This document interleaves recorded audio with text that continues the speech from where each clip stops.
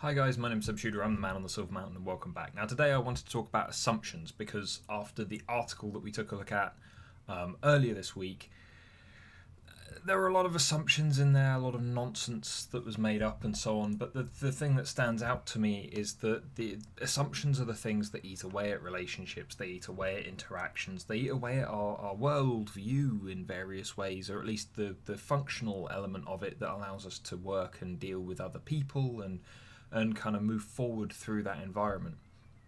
And so as a result, I kind of wanted to talk about how these kind of assumptions are just negative and how they will just slowly wear away at what you're doing, especially in close relationships, because there's a lot more time of the two of you or three of you or however many individuals there are in that close knit environment, be it friends, be it colleagues, be it a romantic relationship, whatever it may be. It's a case of because there's a lot more time spent together.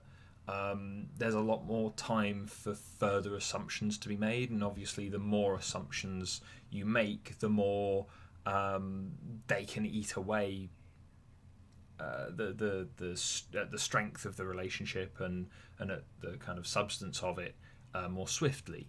It'd be like having one termite thrown into a carpenter's shop and seeing the damage that it could do compared to an entire nest being unleashed on all the wood that's there. And so it's a case of it trying to limit the number of assumptions that we make, or at the very least doing so in a very factual way, because assumptions are important. They're an important part of the way that we think. If it weren't for assumptions, then we wouldn't have gotten this far. Making assumptions at times is very important to the generation of scientific inquiry, where it's a case of you assume something, then you go out and find out whether it's accurate or not. It's part of generating a hypothesis. It's part of what made us a successful species early on, including things like the generation of some of the most successful hierarchies in history, some of the most successful cultures in history, some of the most successful religions in history, where we've not been able to explain the world, and so assumptions have been made, which then have kind of stood the test of time to one extent or another, even though they are pretty demonstrably inaccurate, or at the very least demonstrably detached from reality to the extent that they don't actually explain what they were said to explain. But obviously, when we're looking at something either more real world based, as with the article that we saw, that we took a look at the other day, or in regards to just people talking, people working together, people dealing with each other, then it becomes something that is much more acute, much more focused. It's not an assumption that's necessarily going to be just a source of comfort for people. It's going to be an assumption that may very well bore down into whatever made that relationship happen in the first place and destroy it, leaving two people adrift, causing nothing but harm, potentially doing more than that. And so as a result, I wanted to go through some things that I've done with clients as a kind of useful way to get past assumptions, because I've talked about limiting beliefs before and about internalized values and all those kind of things, but assumptions are slightly different, because an assumption can be a limiting belief, but an assumption can also very much be something that's very external. And in fact, in a lot of instances where we're talking about relationships, it is very external, and it applies to people outside of yourself. It applies to the environment. And so it's not necessarily something that you take on board and solidify as part of what you believe about the universe, or what you believe about everything, to the extent that it taints everything after that, as a limiting belief would, where it's holding you back all the time. But it's something potentially it'll drive you forward, even an assumption, and we'll get into that in a minute. But I wanted to go through a few points here that we can just try and use to limit the impact of these assumptions that we make, just by ensuring that they are reasonable, that they make sense, and especially if you're dealing with a partner and you're both making assumptions about each other, that there's a level of transparency there, so that there's understanding, so that there's good communication. And as said, that can be a partner in terms of a romantic one, in regards to a friendship, colleague, whatever. But so the first thing that I just want to say is one of the things that I found people find quite useful in regards to this, and if you felt like doing this for yourself, then by all means. But it's taking a pen and paper and actually going through the points that I'm about to discuss, points that I'm about to bring to you, as points to go through on paper. And especially if there are two of you and it's not just you trying to address your own assumptions that may or may not be causing you problems. If there are two of you, then obviously once you've made these notes, you can then compare notes, you can have a discussion around it, and it can be much more honest and straightforward because you've just written down what's going through your head, and then you can compare notes afterwards, and hopefully it'll turn out for the better. So the first thing is when we're talking about behaviours and things that we assume about other people, it's not something that, we tend to be very blanket with it. We tend to be very, just when you do stuff, it's bad or whatever. We don't tend to focus down on the specific behaviours, and this is something that teachers are expected to do, and so on and so forth, where it's like focus on the behaviour, not on the kid. The behaviour was bad, the kid's fine. And it can be very difficult to do. But in this situation where you're either dealing with yourself or you're dealing with like one or two other people maybe, ideally it would be easier to go ahead and just be specific, because there are going to be those specific things. When you don't do the washing up and leave it all for me, when you explain something that I already know a lot about and don't let me get a word in edgeways, when it's focusing in on those moments where it's a case of, look, that's the specific behavior that I want to talk about. It's not that you try and just silence me on every topic. It's that there are certain topics that you feel very strongly about and you obviously care about enough to go into explanation on, but I either don't want to hear it, don't need to hear it, or already understand. And maybe that's the whole mansplaining thing that was discussed in the article the other day, or when you don't do the dishes right. So that's a very specific thing that person doesn't do. When you go out and you get yourself some stuff for supper and you don't bring any back for me, or you don't even ask if I want anything. When you expect me to call you when you're out, but when you're out you just go and I don't hear from you until you come stumbling through the door at 2 a.m. All of those kind of things. When it's that specific instance, you need to focus down onto those specific things, because those are things that people can monitor, those are things that people can change. But when it comes to the broad blanket statements, like every single one of those statements in that article the other day, it does nothing but shut things down. It does nothing but push someone away, cause distance, lessen communication, and that's not what we want. Communication is the source of all of the positive things that have come out of the past 12,000, 14,000 years of human history. Every part of it comes down to communication as a result of writing, as a result of messages being sent.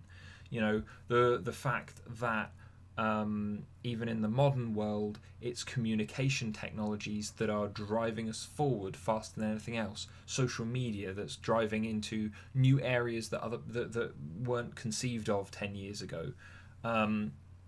The capacity for communication between machines, then allowing for a greater capacity for automation to allow for greater greater production.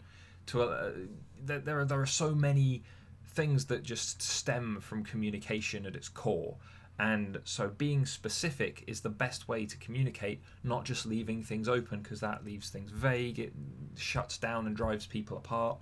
It's not helpful. The second point is we need to identify what it is that you've felt when dealing with those specific points. So if you've made a list of those behaviors to begin with, those specific behaviors on your notepad or on your piece of paper that we're talking about here, then if you've decided to do that, then the next thing would be to add what you felt to each one of those things. Because if it's a case of when you explained something to me that I didn't need to, it made me feel angry or hurt. When you when you expect me to call and and you just don't bother, then it makes me feel angry, it makes me feel sad or shameful, but then it also makes me feel lonely because we're apart and there's not a fairness there. There could be so many different things the kind of stem from that emotionally, and that's the core of it. Because if you don't have any feelings towards the assumption made, then if it proves to be inaccurate, if it happens numerous times, if you've not got any feelings towards it, then you just don't care. It's just a thing that happens. It's only when we start feeling stuff that we then start to react. It's not all that surprising, but it's something to keep in mind. And so as a result, especially when communicating with other people, especially if you're doing what I've suggested here with a notepad, so you can compare notes with someone, listing off what you felt is so much more substantive when comparing, because it's like someone may very well just not realize that when you do X, Y, and Z, that you feel that way. Oh, when I don't do the dishes, I make you feel miserable. I didn't realize. I didn't think about it. These things don't always turn up in people's heads, and it's not regardless of the article and what it seemed to suggest the other day. It's not a case of male, female, or anything like that. It's a case of we're not psychic, and we can't be. Not until technology steps in, or there's some kind of huge high-speed evolution event that allows us to get there. We're not psychic. We're not going to be naturally psychic for the longest time, but we are still very capable communicators, and we need to take advantage of that to put this stuff across to each other.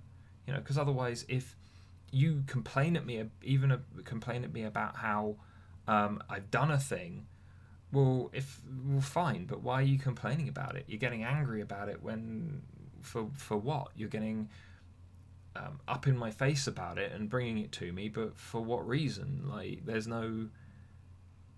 nothing else there that's really helpful to a person to relate to when they can see that you're getting angry in the interaction, but that doesn't mean that they instantly know that that's the way that you react every time that something has gone on. Keep it calm, but spell it out. The third point would be we can't deal with the assumptions that we're making unless we identify them. So we know what situations we're addressing here, and we know as a result of the situation what assumptions we made. We know what emotions we attached to the situation, but then how did that then also inform our assumptions? When you didn't call me, I assumed that you just didn't care about me anymore. That's a very specific set of things. So it's the first behavior would be you didn't call. The emotion that you felt was maybe sad or hurt or lonely, and then the assumption that was made was, well, I assumed that you just didn't care anymore. Which again, it could just be that person was busy. I did a video ages ago on reasons why people don't message back or why people don't call and stuff like that. And it's not usually as bad as you think it is, but that doesn't mean that you didn't feel this way. It doesn't mean that you didn't assume these things. So the next one, though, is that we've got assumptions and we've got judgments. So the assumption is kind of like what we think might happen, but then the judgment is what we see in the world that will kind of support the evidence that we potentially completely fabricate to support those assumptions. And so it would be in regards to the the not calling, it would be maybe the the judgment that I made was that you were uncaring, that you were selfish, whatever else. It could be all manner of different things depending on the situation. But again, we're looking what evidence was there. Well, you weren't calling, you didn't say anything to me, so you were either I judged you a bad communicator, or I judged you as being very selfish and just not thinking about me, both of which may be completely false. What question would the next point is kind of add a clarification, ask a question, because again, questions are a core to getting into what other people's heads, understanding things. And so if we've got the first few points here of going, well, look, this is the situation that caused it, this is what the feeling was that caused it, this is the assumption that was made, and then this is what I had to back it up. The next thing would be, okay, well, was that true? If it came down to the not calling situation that I've just gone through a couple of times as an example, then it would be the case of going, okay, well, I assumed you didn't care. I felt that you were being selfish, or just uncaring. But is that true? Do you care? What happened that stopped you from calling? What went on? There's that. That's the asking for explanation. And even if the explanation to you might seem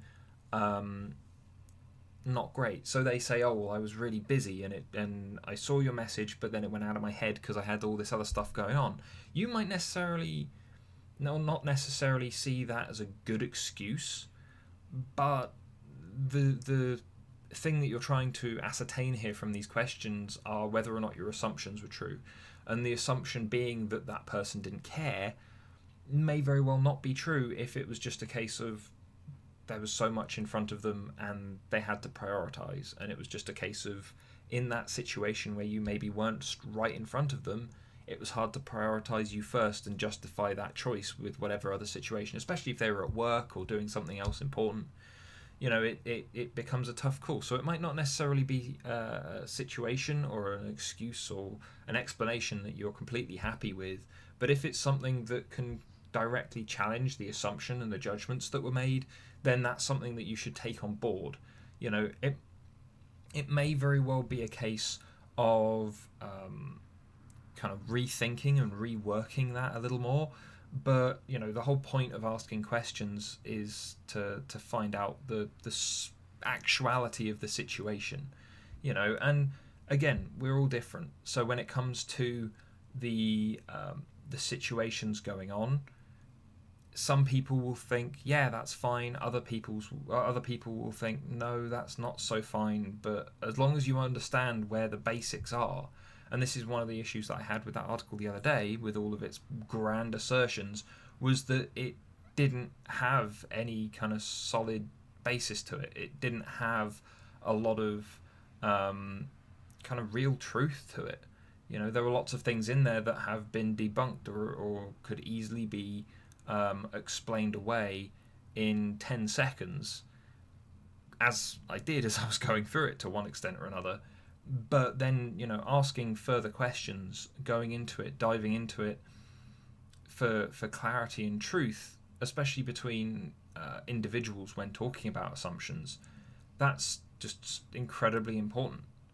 And again, as I've said time and time again, use evidence. If you've got evidence, then use it, because evidence is the same, it's true for everybody, regardless of whether or not that person believes in it or not, or they like it or not.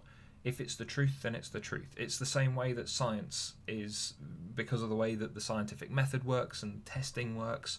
It's a case of, if it works for one person, it'll work for everybody, regardless of what faith you are, what gender you are, what colour you are. It doesn't matter. It all comes down to, that is the solid kind of base bedrock that we can build on, and not to worry too much about whatever it is that we're building getting knocked down again afterwards.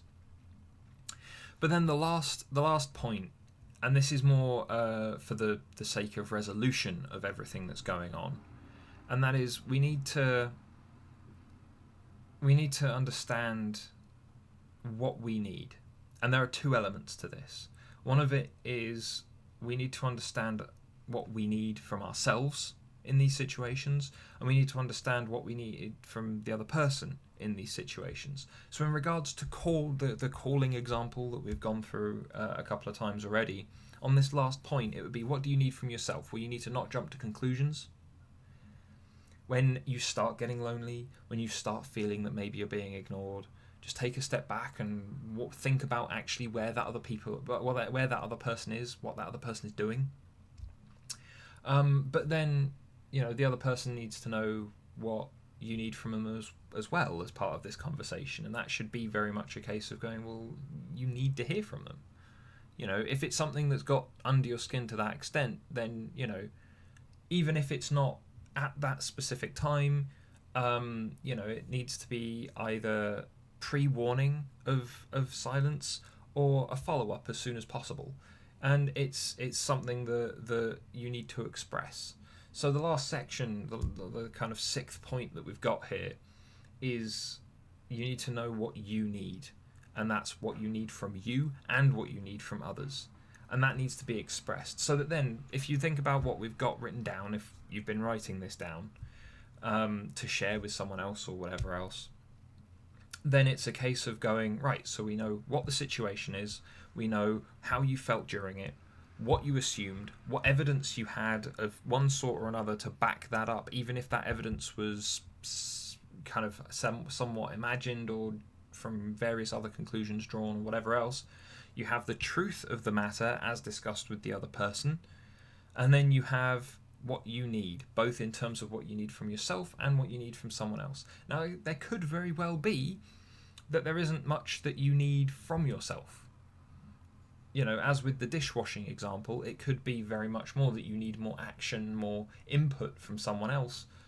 But then it's a case of maybe, in your case, seeing when there is something there that needs doing, prompting that person to do it. Maybe it's just a case of them not thinking about it, them being forgetful, and it's making sure that they're just aware so that then they can take action towards it, and it works out better for everybody. This is where when I've been dealing with students who have had me around, and we've been talking about how their household operates in a student house, and it's a case of, right, well, schedules and kind of rotas for who's doing what cleaning and things like that. From as long as everyone agrees to it, they tend to work quite well, and it's just a case of each person just reminding each other about what they need to do on which day, because people are fallible, people forget, people aren't perfect, and that's why communication is so important, because if we can communicate with each other, then we can help cover up each other's weaknesses, because we've each got our own strengths, we've each got our own weaknesses, and there's usually an awful lot of overlapping between those two where we can cover for each other, and that's what needs to happen. So anyway, guys, I hope the 6 points and the little preamble are helpful. As said, assumptions can be a real killer. It's far worse when you end up sitting down and talking this stuff through and finding out that your the assumptions that you made were accurate to one extent or another, and that it's kind of only ever made things harder. But at least then you can also go, right, well, I now know that that's actually what is going on. So if it's someone that you're with romantically or whatever else, or a friend who doesn't contact you, and it comes out that, yeah, they just don't care about you, then fine, you can limit your time with that person or cut them loose entirely and move on to something else that's more worthwhile, more worth your time. If it's assumptions that you made about work or whatever else, then it's, again, as soon as you have the truth, then it means that you can either apply yourself to it, find out that that's not the place you want to be anymore, and look for somewhere else to move on to. There's a lot more that you can do once you have that solid basis to work from, and the way to get there is usually through communication rather than anything else. And as a result, guys, as said, I hope it's useful for you. Let me know down in the comments if there are any assumptions that you've made now either in retrospect you realised that they were daft or that they turned out to be true? How did you manage them? I'd love to hear your thoughts and stories down below. But otherwise, guys, thank you very much for watching, and I'll see you in the video tomorrow. Take care. Thank you very much for watching, guys. If you enjoyed this video or found it interesting, please drop us a like, share this video, and subscribe for more. And I'll see you in the video tomorrow. Take care.